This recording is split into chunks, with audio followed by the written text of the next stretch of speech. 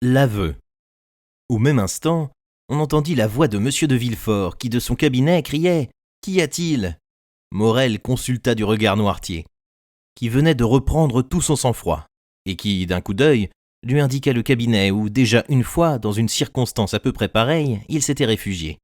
Il n'eut que le temps de prendre son chapeau et de s'y jeter tout haletant. On entendait les pas du procureur du roi dans le corridor. Villefort se précipita dans la chambre, courut à Valentine et la prit entre ses bras. « Un médecin, monsieur d'Avrigny !» cria Villefort. « Ou plutôt j'y vais moi-même !» Et il s'élança hors de l'appartement. Par l'autre porte s'élançait Morel. Il venait d'être frappé au cœur par un épouvantable souvenir, cette conversation entre Villefort et le docteur, qu'il avait entendue la nuit où mourut Madame de Saint-Méran, lui revenait à la mémoire. Ces symptômes, portés à un degré moins effrayant, étaient les mêmes qui avaient précédé la mort de Barrois. En même temps, il lui avait semblé entendre bruire à son oreille cette voix de Monte Cristo, qui lui avait dit, il y avait 2 heures à peine, « De quelque chose que vous ayez besoin, Morel, venez à moi, je peux beaucoup. » Plus rapide que la pensée, il s'élança donc du faubourg Saint-Honoré dans la rue Matignon, et de la rue Matignon dans l'avenue des Champs-Élysées. Pendant ce temps, M. de Villefort arrivait, dans un cabriolet de place, à la porte de M. d'Avrigny. Il sonna avec tant de violence que le concierge vint ouvrir d'un air effrayé. Villefort s'élança dans l'escalier sans avoir la force de rien dire. Le concierge le connaissait et le laissa passer en criant seulement « Dans son cabinet, monsieur le procureur du roi, dans son cabinet !» Villefort en poussait déjà, ou plutôt en enfonçait la porte. « Ah !» dit le docteur, « c'est vous ?» « Oui !» dit Villefort en refermant la porte derrière lui. « Oui, docteur, c'est moi qui viens vous demander à mon tour si nous sommes bien seuls. Docteur, ma maison maudite est une maison maudite. » « Quoi ?» dit celui-ci, froidement en apparence, mais avec une profonde émotion intérieure. « Avez-vous encore quelque malade ?»« Oui, docteur, s'écria Villefort, en saisissant d'une main convulsive une poignée de cheveux, oui. » Le regard de d'Avrigny signifia « Je vous l'avais prédit », puis ses lèvres accentuèrent lentement ces mots. « Qui va donc mourir chez vous et quelle nouvelle victime va nous accuser de faiblesse devant Dieu ?» Un sanglot douloureux jaillit du cœur de Villefort. Il s'approcha du médecin et lui saisissant le bras. « Valentine, dit-il, c'est le tour de Valentine. »« Votre fille » s'écria d'Avrigny, saisi de douleur et de surprise. « Vous voyez que vous vous trompiez, murmura le magistrat, venez la voir, et sur son lit de douleur, demandez-lui pardon de l'avoir soupçonné. Chaque fois que vous m'avez prévenu, dit M. d'Avrigny, il était trop tard, n'importe, j'y vais. Mais hâtons-nous, monsieur, avec les ennemis qui frappent chez vous, il n'y a pas de temps à perdre. Oh, cette fois, docteur, vous ne me reprocherez plus ma faiblesse. Cette fois, je connaîtrai l'assassin et je frapperai. Essayons de sauver la victime avant de penser à la venger, dit d'Avrigny. Venez. Et le cabriolet qui avait amené Villefort le ramena au grand trot, accompagné de d'Avrigny, au moment même où, de son côté, Morel frappait à la porte de Monte Cristo. Le comte était dans son cabinet, et, fort soucieux, lisait un mot que Bertuccio venait de lui envoyer à la hâte. En entendant annoncer Morel, qui le quittait il y avait 2 heures à peine, le comte releva la tête. Pour lui, comme pour le comte, il s'était sans doute passé bien des choses pendant ces 2 heures, car le jeune homme, qu'il avait quitté avec le sourire sur les lèvres, revenait le visage bouleversé. Il se leva et s'élança au-devant de Morel. « Qu'y a-t-il donc, Maximilien » lui demanda-t-il. « Vous êtes pâle, et votre front ruisselle de sueur. » Morel tomba sur un fauteuil plutôt qu'il ne s'assit. « Oui, dit-il, je suis venu vite. J'avais besoin de vous parler. »« Tout le monde se porte bien dans votre famille ?» demanda le comte, avec un ton de bienveillance affectueuse, à la sincérité de laquelle personne ne se fut trompé. « Merci, comte, merci, » dit le jeune homme, visiblement embarrassé pour commencer l'entretien. « Oui, dans ma famille, tout le monde se porte bien. »« Tant mieux. Cependant, vous avez quelque chose à me dire, » reprit le comte, de plus en plus inquiet. « Oui, dit Morel, c'est vrai. Je viens de sortir d'une maison où la mort venait d'entrer pour accourir à vous. »« Sortez-vous donc de chez M. de Morcerf ?» demanda Monte Cristo. « Non, dit Morel. Quelqu'un est-il mort chez M. de Morcerf ?»« Le général vient de se brûler la cervelle, » répondit Monte Cristo. « Oh, l'affreux malheur » s'écria Maximilien. « Pas pour la comtesse, pas pour Albert, dit Monte Cristo. Mieux vaut un père et un époux morts qu'un père et un époux déshonorés. Le sang lavera la honte. »« Pauvre comtesse, dit Maximilien, c'est elle que je plains surtout, une si noble femme. Plaignez aussi Albert, Maximilien, car, croyez-le, c'est le digne fils de la comtesse. Mais revenons à vous. Vous accouriez vers moi, m'avez-vous dit? Aurais-je le bonheur que vous eussiez besoin de moi? Oui, j'ai besoin de vous. C'est-à-dire que j'ai cru comme un insensé que vous pouviez me porter secours dans une circonstance où Dieu seul peut me secourir. Dites toujours, répondit Monte Cristo. Oh, dit Morel, je ne sais en vérité s'il m'est permis de révéler un pareil secret à des oreilles humaines. Mais la fatalité m'y pousse, la nécessité m'y contraint, comte. Morel s'arrêta hésitant. Croyez-vous que je vous aime, dit Monte Cristo, prenant affectueusement la main du jeune homme entre les siennes. Oh, tenez, vous m'encouragez.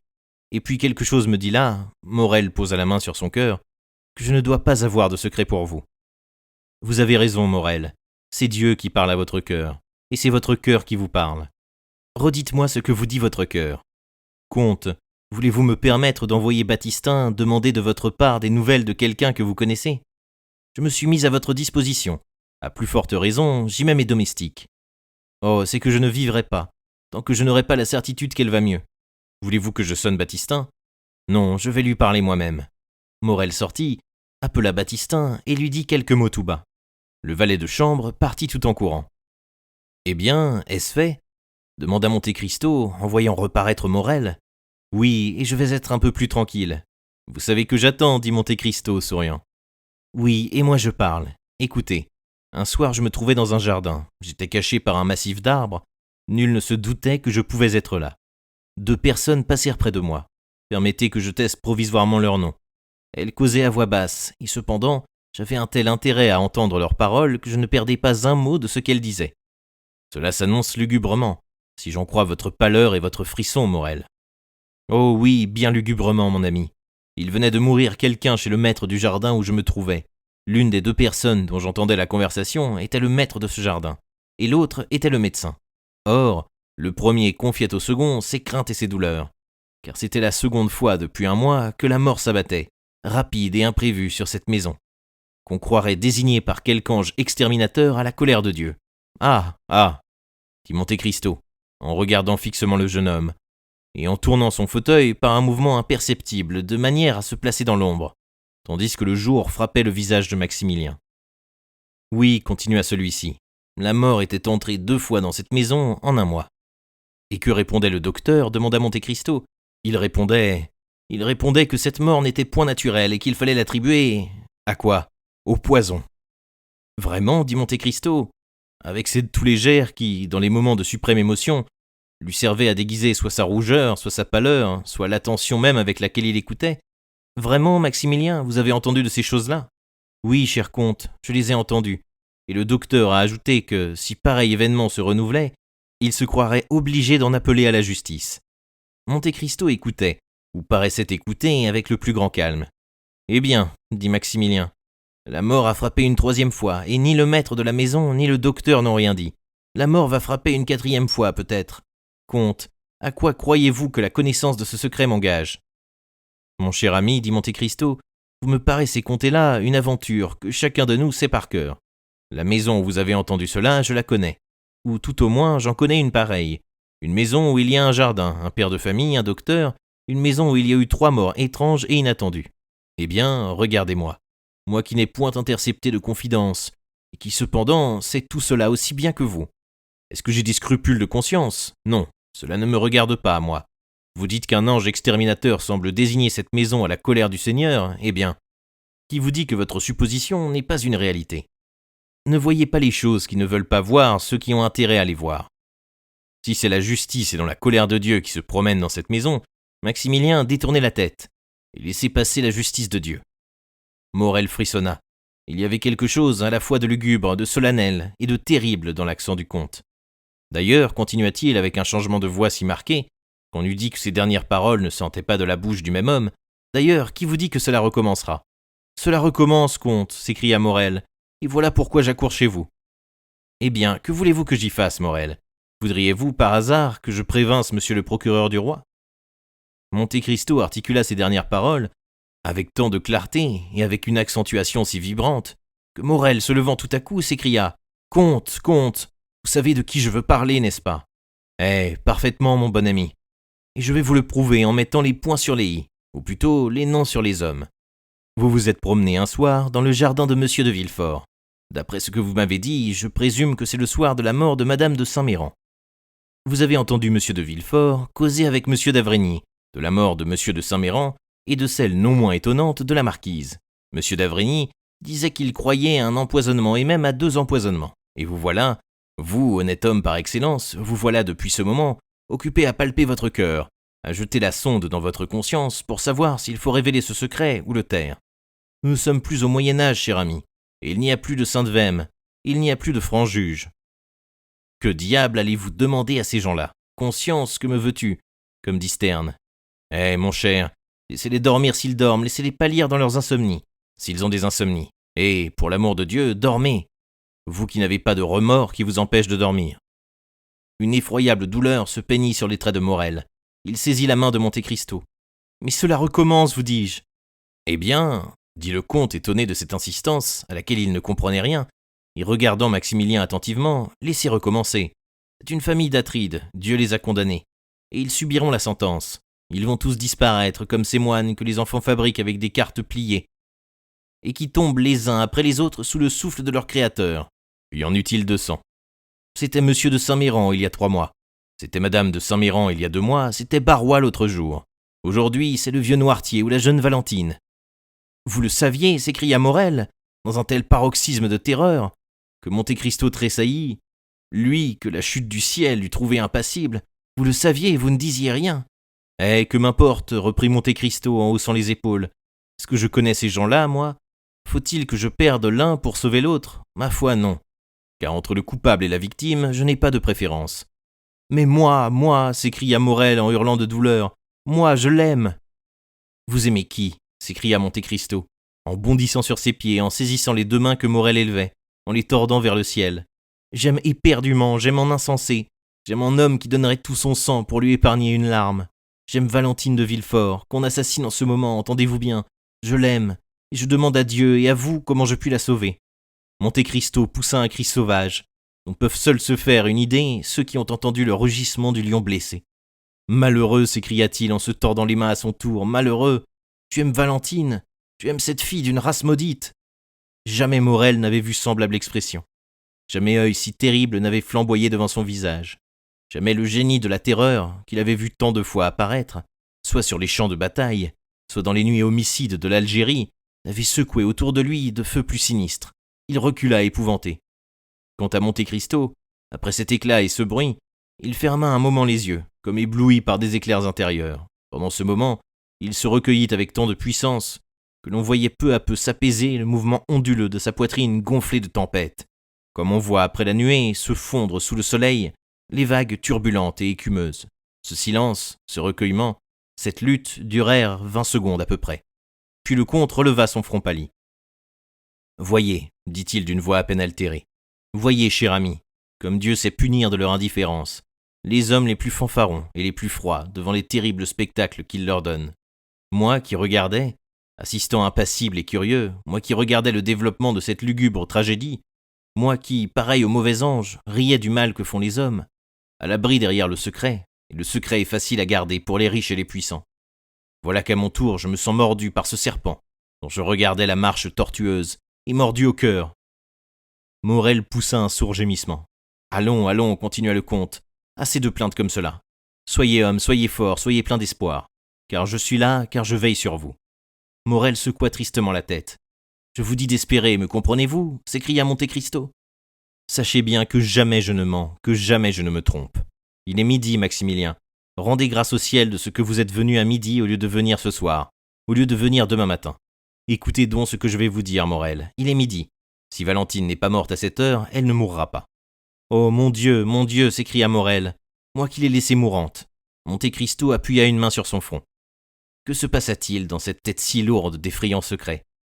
Que dit à cet esprit, implacable et humain à la fois, l'ange lumineux ou l'ange des ténèbres? Dieu seul le sait. Monte Cristo releva le front encore une fois, et cette fois il était calme, comme l'enfant qui se réveille. « Maximilien, dit-il, retournez tranquillement chez vous. Je vous commande de ne pas faire un pas, de ne pas tenter une démarche, de ne pas laisser flotter sur votre visage l'ombre d'une préoccupation. Je vous donnerai des nouvelles. Allez. »« Mon Dieu, dit Morel, vous m'épouvantez, comte, avec ce sang-froid. Pouvez-vous donc quelque chose contre la mort? Êtes-vous plus qu'un homme? Êtes-vous un ange? Êtes-vous un dieu ?» Et le jeune homme, qu'aucun danger n'avait fait reculer d'un pas, reculait devant Monte Cristo, saisi d'une indicible terreur. Mais Monte Cristo le regarda avec un sourire, à la fois si mélancolique et si doux, que Maximilien sentit les larmes poindre dans ses yeux. Je peux beaucoup, mon ami, répondit le comte. Allez, j'ai besoin d'être seul. Morel, subjugué par ce prodigieux ascendant qu'exerçait Monte Cristo sur tout ce qui l'entourait, n'essaya pas même de s'y soustraire. Il serra la main du comte et sortit. Seulement, à la porte, il s'arrêta pour attendre Baptistin, qu'il venait de voir apparaître au coin de la rue Matignon, et qui revenait tout courant. Cependant, Villefort et d'Avrigny avaient fait diligence. À leur retour, Valentine était encore évanouie, et le médecin avait examiné la malade avec le soin que commandait la circonstance, et avec une profondeur qui doublait la connaissance du secret. Villefort, suspendu à son regard et à ses lèvres, attendait le résultat de l'examen. Noirtier, plus pâle que la jeune fille, plus avide d'une solution que Villefort lui-même, attendait aussi, et tout en lui se faisait intelligence et sensibilité. Enfin, d'Avrigny laissa échapper lentement. Elle vit encore. Encore, s'écria Villefort. Oh, docteur, quel terrible mot avez-vous prononcé là? Oui, dit le médecin, je répète ma phrase. Elle vit encore. Et j'en suis bien surpris. Mais elle est sauvée, demanda le père. Oui, puisqu'elle vit. En ce moment, le regard d'Avrigny rencontra l'œil de Noirtier. Il étincelait d'une joie si extraordinaire, d'une pensée tellement riche et féconde, que le médecin en fut frappé. Il laissa retomber sur le fauteuil la jeune fille, dont les lèvres se dessinaient à peine, tant pâles et blanches elles étaient, à l'unisson du reste du visage, et demeura immobile, et regardant Noirtier, par qui tout mouvement du docteur était attendu et commenté. Monsieur, dit alors d'Avrigny à Villefort, appelez la femme de chambre de mademoiselle Valentine, s'il vous plaît. Villefort quitta la tête de sa fille qu'il soutenait, et courut lui-même appeler la femme de chambre. Aussitôt que Villefort eut refermé la porte, d'Avrigny s'approcha de Noirtier. « Vous avez quelque chose à me dire » demanda-t-il. Le vieillard cligna expressivement des yeux. C'était, on se le rappelle, le seul signe affirmatif qui fût à sa disposition. « À moi seul » ? « Oui, fit Noirtier. »« Bien, je demeurerai avec vous. » En ce moment, Villefort rentra, suivi de la femme de chambre. Derrière la femme de chambre marchait madame de Villefort. « Mais qu'a donc fait cette chère enfant » s'écria-t-elle. « Elle sort de chez moi, et elle s'est bien plainte d'être indisposée, mais je n'avais pas cru que c'était sérieux. » Et la jeune femme, les larmes aux yeux, et avec toutes les marques d'affection d'une véritable mère, s'approcha de Valentine, dont elle prit la main. D'Avrigny continua de regarder Noirtier. Il vit les yeux du vieillard se dilater et s'arrondir. Ses joues blêmirent et tremblaient. La sueur perla sur son front. « Ah » fit-il involontairement, en suivant la direction du regard de Noirtier, c'est-à-dire en fixant ses yeux sur madame de Villefort, qui répétait « Cette pauvre enfant sera mieux dans son lit. Venez, Fanny, nous la coucherons. » Monsieur d'Avrigny, qui voyait dans cette proposition un moyen de rester seul avec Noirtier, fit signe de la tête que c'était effectivement ce qu'il y avait de mieux à faire, mais il défendit qu'elle prît rien au monde que ce qu'il ordonnerait. On emporta Valentine, qui était revenue à la connaissance, mais qui était incapable d'agir et presque de parler, tant ses membres étaient brisés par la secousse qu'elle venait d'éprouver. Cependant, elle eut la force de saluer d'un coup d'œil son grand-père, dont il semblait qu'on arrachât l'âme en l'emportant. D'Avrigny suivit la malade, termina ses prescriptions, ordonna à Villefort de prendre un cabriolet, d'aller en personne chez le pharmacien faire préparer devant lui les potions ordonnées, de les rapporter lui-même et de l'attendre dans la chambre de sa fille. Puis, après avoir renouvelé l'injonction de ne rien laisser prendre à Valentine, il redescendit chez Noirtier, ferma soigneusement les portes, et après s'être assuré que personne n'écoutait, « Voyons, dit-il, vous savez quelque chose sur cette maladie de votre fille ?»« Oui, fit le vieillard. »« Écoutez, nous n'avons pas de temps à perdre. Je vais vous interroger et vous me répondrez. » Noirtier fit signe qu'il était prêt à répondre. « Avez-vous prévu l'accident qui est arrivé aujourd'hui à Valentine ?»« Oui. » D'Avrigny réfléchit un instant, puis se rapprochant de Noirtier. « Pardonnez-moi ce que je vais vous dire, ajouta-t-il, mais nul indice ne doit être négligé dans la situation terrible où nous sommes. Vous avez vu mourir le pauvre Barrois. » Noirtier leva les yeux au ciel. « Savez-vous de quoi il est mort » demanda d'Avrigny, en posant sa main sur l'épaule de Noirtier. « Oui, répondit le vieillard. Pensez-vous que sa mort ait été naturelle ? » Quelque chose comme un sourire s'esquissa sur les lèvres inertes de Noirtier. « Alors l'idée que Barrois avait été empoisonné vous est venue ? Oui. Croyez-vous que ce poison dont il a été victime lui ait été destiné ? Non. Maintenant, pensez-vous que ce soit la même main qui a frappé Barrois, en voulant frapper un autre qui frappe aujourd'hui Valentine ? Oui. Elle va donc succomber aussi, demanda d'Avrigny, en fixant son regard profond sur Noirtier, et il attendit l'effet de cette phrase sur le vieillard. Non, répondit-il, avec un air de triomphe, qui eût pu dérouter toutes les conjectures du plus habile devin. Alors vous espérez, dit d'Avrigny avec surprise. Oui. Qu'espérez-vous ? Le vieillard fit comprendre des yeux qu'il ne pouvait répondre. « Ah oui, c'est vrai, murmura d'Avrigny. Puis revenant à Noirtier. « Vous espérez, dit-il, que l'assassin se lassera ? Non. Alors vous espérez que le poison sera sans effet sur Valentine ? Oui. Car je ne vous apprends rien, n'est-ce pas, ajouta d'Avrigny, en vous disant qu'on vient d'essayer de l'empoisonner. » Le vieillard fit signe des yeux. Il ne conservait aucun doute à ce sujet. « Alors, comment espérez-vous que Valentine échappera ?» Noirtier tint avec obstination ses yeux fixés du même côté. D'Avrigny suivit la direction de ses yeux et vit qu'ils étaient attachés sur une bouteille contenant la potion qu'on lui apportait tous les matins. « Ah, ah, dit d'Avrigny, frappé d'une idée subite. Auriez-vous eu l'idée ?» Noirtier ne le laissa point achever. « Oui, fit-il. De la prémunir contre le poison, oui. En l'habituant peu à peu, oui, oui, oui, fit Noirtier, enchanté d'être compris. En effet, vous m'avez entendu dire qu'il entrait de la brucine dans les potions que je vous donne. Oui. Et en l'accoutumant à ce poison, vous avez voulu neutraliser les effets d'un poison. » Même joie triomphante de Noirtier. « Et vous y êtes parvenu en effet, s'écria d'Avrigny. Sans cette précaution, Valentine était tuée aujourd'hui. Tuée sans secours possible, tuée sans miséricorde. La secousse a été si violente, mais elle n'a été qu'ébranlée. Et cette fois, du moins, Valentine ne mourra pas. » Une joie surhumaine épanouissait les yeux du vieillard, levé au ciel, avec une expression de reconnaissance infinie. En ce moment, Villefort rentra. « Tenez, docteur, dit-il, voici ce que vous avez demandé. Cette potion a été préparée devant vous. »« Oui, répondit le procureur du roi. Elle n'est pas sortie de vos mains, non. » D'Avrigny prit la bouteille, versa quelques gouttes du breuvage qu'elle contenait dans le creux de sa main et les avala. « Bien, dit-il, montons chez Valentine. J'y donnerai mes instructions à tout le monde. Et vous veillerez vous-même, monsieur de Villefort, à ce que personne ne s'en écarte. » Au moment où d'Avrigny rentrait dans la chambre de Valentine, accompagné de Villefort, un prêtre italien, à la démarche sévère, aux paroles calmes et décidées, louait pour son usage la maison attenante à l'hôtel habitué par monsieur de Villefort. On ne put savoir en vertu de quelle transaction les 3 locataires de cette maison déménagèrent 2 heures après. Mais le bruit qui courut généralement dans le quartier fut que la maison n'était pas solidement assise sur ses fondations et menaçait ruine, ce qui n'empêchait point le nouveau locataire de s'y établir avec son modeste mobilier le jour même vers les 5 heures.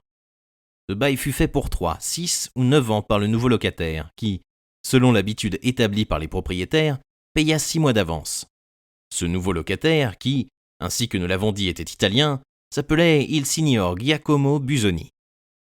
Des ouvriers furent immédiatement appelés, et la nuit même, les rares passants, attardés au haut du faubourg, voyaient avec surprise les charpentiers et les maçons occupés à reprendre en sous-œuvre la maison chancelante.